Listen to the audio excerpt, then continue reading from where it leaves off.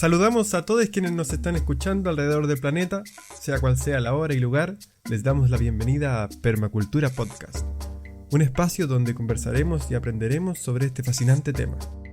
Bienvenidos y bienvenidas a este podcast.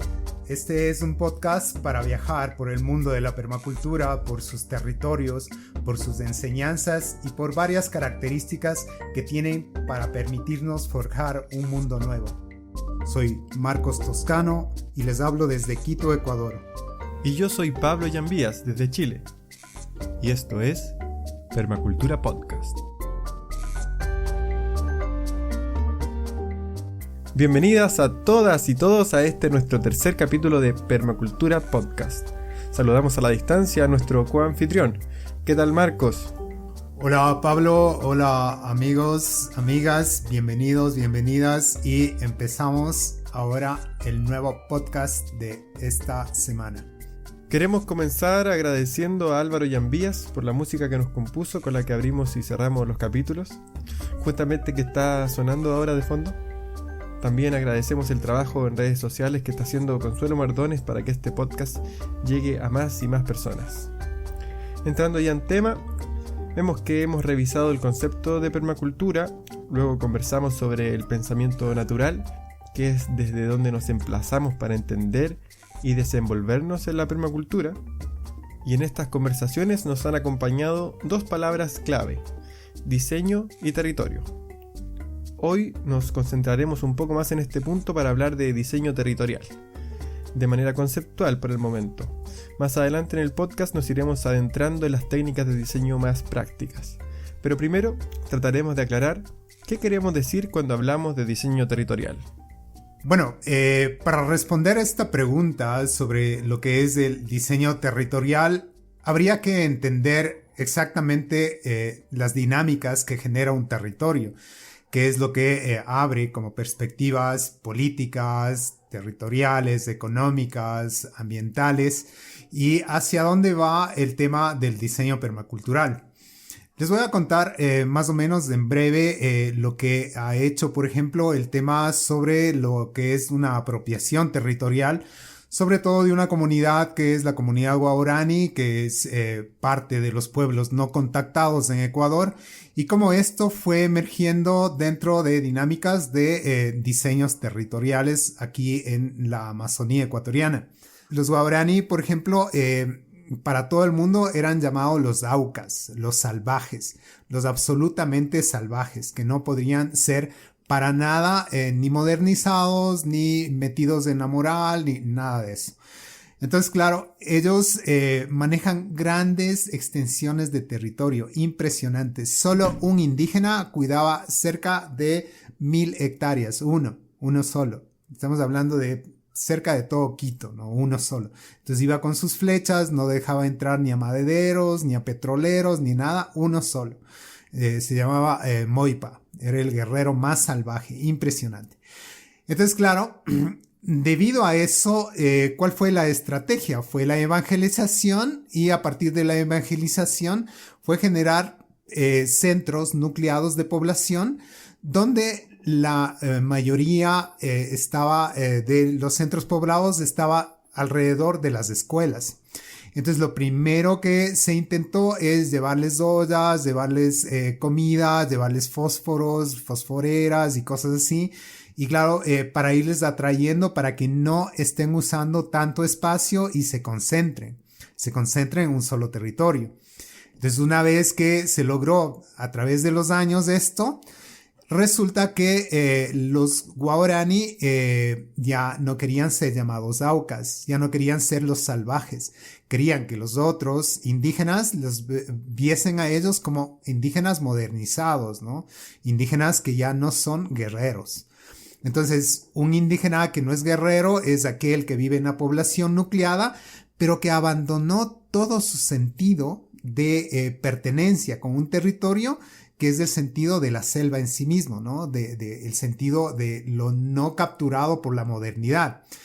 Pero si ustedes miran, por ejemplo, a nivel de botánica, los Guaraní tienen más definiciones botánicas sobre una planta que la propia botánica. tiene más palabras. Entonces, cuando cortan una hoja, si es que hay nubes, si es que no hay nubes, si es que está en la mañana, si es que hay cierto tipo de cantidad de humedad, etcétera, ellos tienen un nombre para la hoja cortada en ese momento. Entonces, claro, toda la dinámica de la selva se fue poco a poco erosionando, pero no fue tan simple, porque para que entrasen primero antes de los petroleros, primero entraron las farmacéuticas. Entonces ellos hicieron una piratería genética de todo, genética hablo porque hasta se apropiaron de una parte del genoma de los guaraní, porque ellos son inmunes a la picadura de serpiente, y eso está ya patentado por una de estas empresas farmacéuticas X que se roban todo el conocimiento y después nos venden a todo el mundo como que fuera invento de ellos, ¿no? Entonces, claro, ¿qué es lo que sucedió? Hubo un vaciamiento poblacional para ir generando estas escuelas y, claro, una vez vaciado, teniendo ya a los guaraní ya no como aucas, ya no como salvajes, sino como gente que ya se adscribió a la modernidad, resulta que tenías un montón de espacios ya para meter petroleras, meter ahí madereras, para hacer destrozos absolutos a nombre del progreso y el desarrollo, ¿no?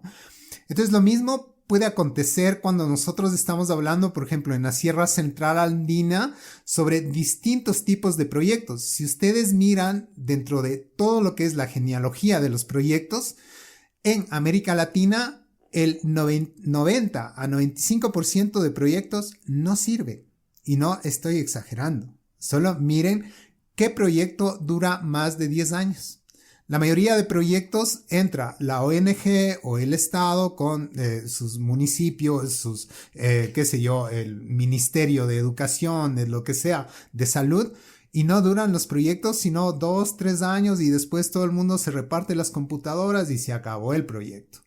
Esas son las dinámicas que tienen para ir ejerciendo modelos de nuclearización de comunidades para vaciar territorios. Entonces, el territorio no solo captura el territorio en sí mismo con todos sus bienes y recursos que tiene, agua, minerales, etc.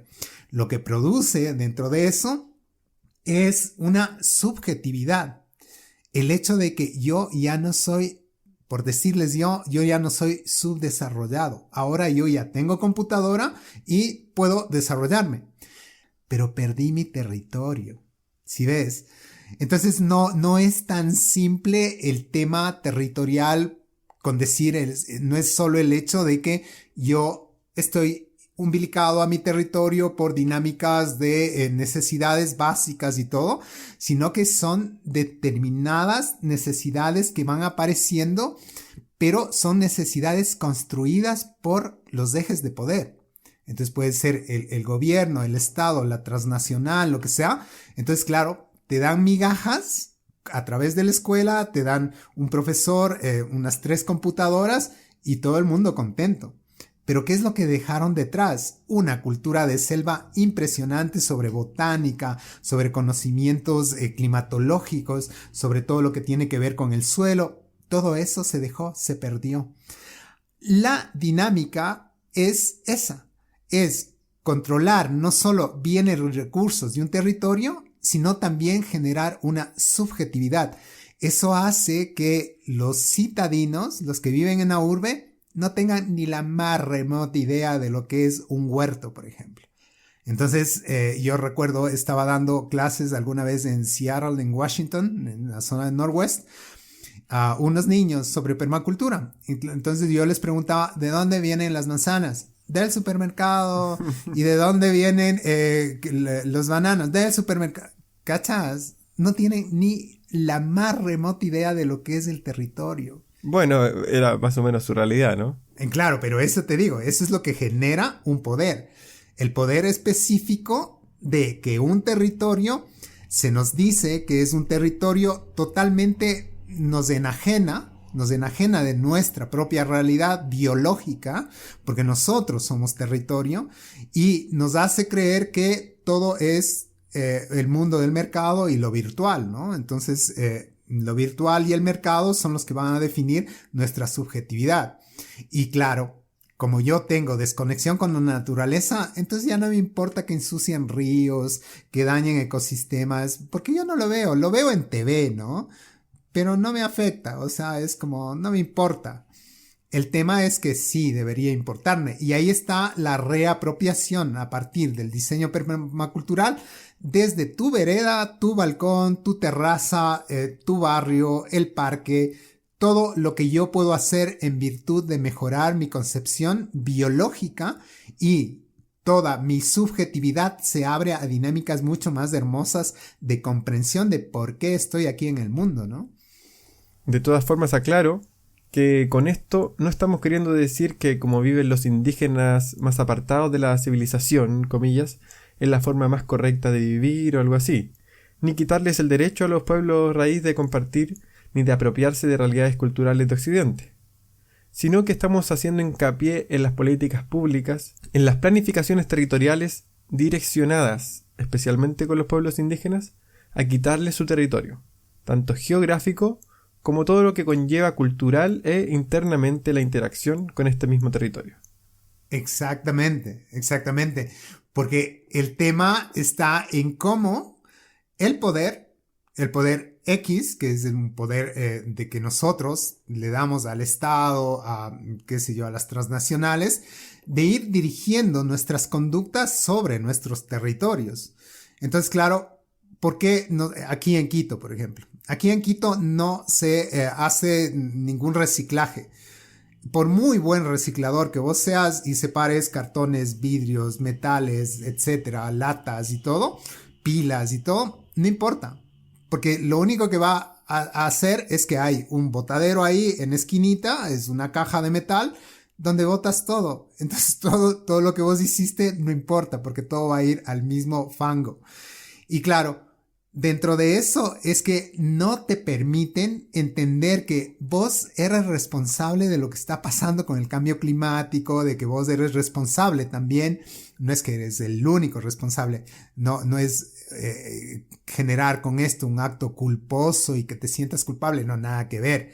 Es entender que si nosotros lo hacemos bien, se puede generar políticas públicas que sean mucho más armoniosas con lo que está sucediendo con respecto a residuos sólidos, a desecho de basura, a contenedores, a reciclaje, a todo eso que nosotros sí podemos hacerlo como barrio, organizarse y demostrar de que sí hay cómo reciclar en Quito, que es una ciudad demasiado caótica, pero que sí hay cómo, si es que nos organizamos bien. Y ahí es donde viene esta subjetividad que no tiene que ver con que vuelvas a vivir a lo primitivo, no tiene nada que ver. Tiene que ver con la responsabilidad tuya con tu territorio y sabiendo que el territorio te construye a ti también. Bueno, lo que describes es una realidad en casi todas las ciudades en Latinoamérica. Las políticas públicas están lejos de acercar a las personas a su territorio. Acá en Chile, después del estallido social en 2019, la gente empezó a recuperar parte del territorio y se empezó a juntar en las plazas y a hacer cabildos comunitarios, pero lamentablemente llegó el COVID y nuevamente cada uno atrincherado detrás de las rejas, cada uno en su mundillo individual. De todas formas, me parece, espero no sea solo una ilusión, que las personas están sintiendo cada vez más necesario este tipo de interacción con los demás y con el medio. Ahora, para quienes nos han extirpado el territorio, y me refiero a la conexión con él, porque claro, el territorio siempre está ahí, ¿no? Somos nosotros y esta forma de vida la que no lo percibe. Desde escenarios urbanos, por ejemplo, ¿cómo reconectamos con el territorio? La permacultura te da un escenario bastante interesante para ir apropiándote de tus territorios.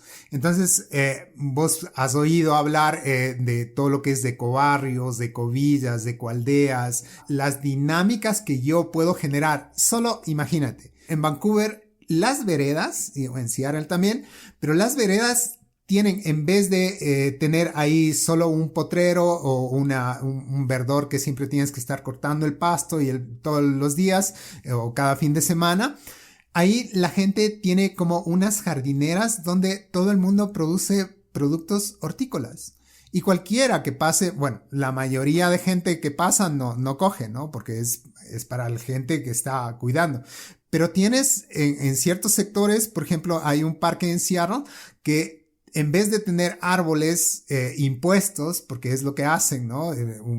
Qué sé yo, un burócrata del municipio te dice que ni siquiera te dice. Ellos vienen y siembran árboles que no tienen nada que ver con el ecosistema nuestro.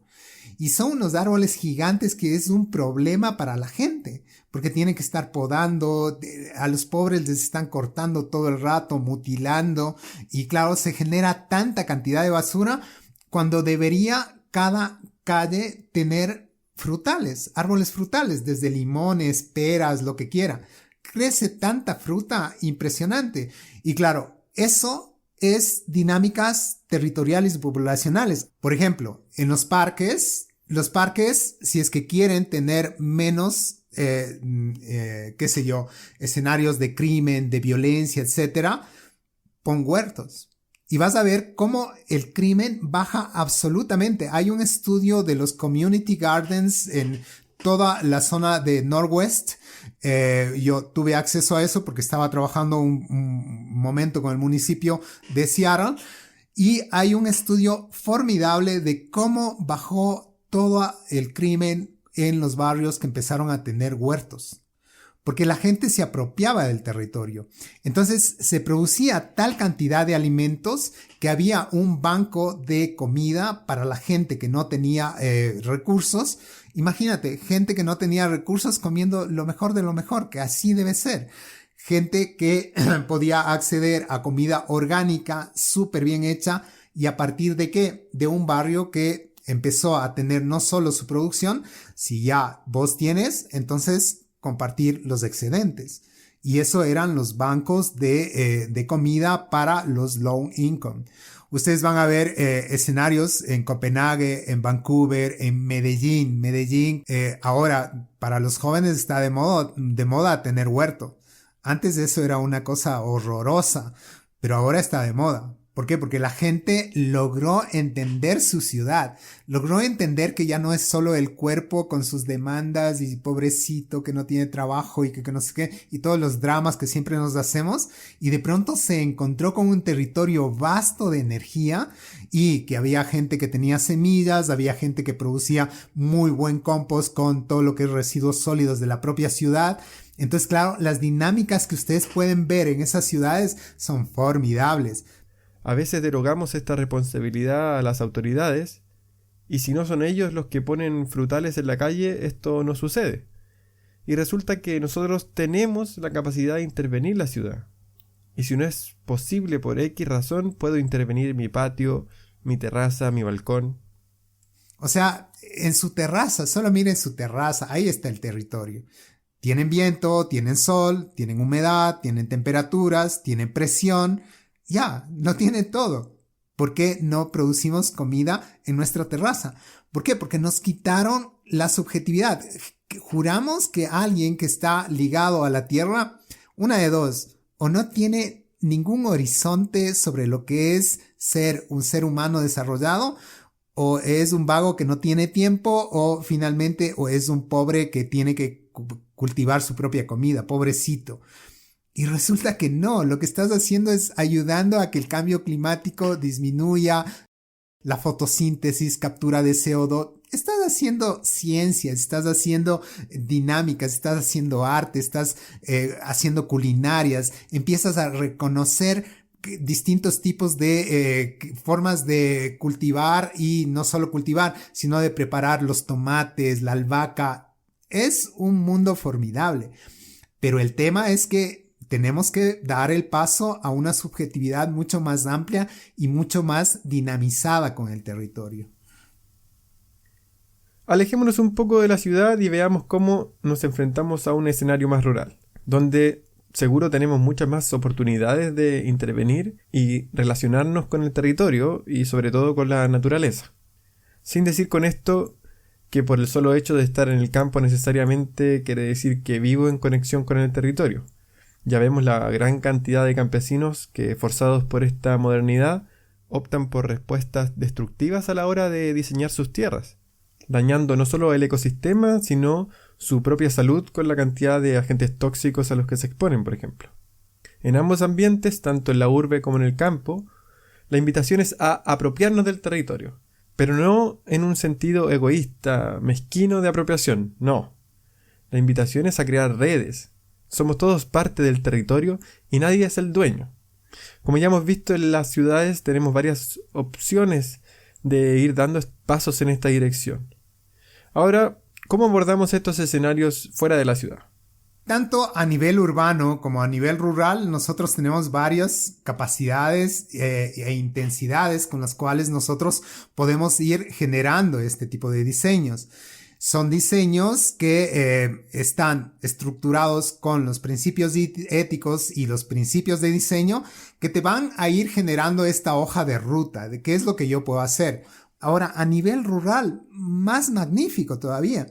Ustedes van a ver cantidades de, por topografía, territorios que tienen una falta de productividad. Nosotros podemos hacer ahí bosques frutales, comestibles, tener ahí montón de cantidades de medicinales, de plantas culinarias, y todo eso puede soportar un montón lo que es la economía campesina familiar, ¿no? Economía familiar campesina, que por lo general tiene que estar expuesta a los intermediarios para vender sus productos, cuando ellos mismos podrían tener su propia moneda local o sistema de intercambio o de acopio para vender directamente a las ciudades, bioferias y todo. Miren todo lo que se puede hacer. ¿Qué es lo que pasa en los territorios, por ejemplo, indígenas, comuneros y todo?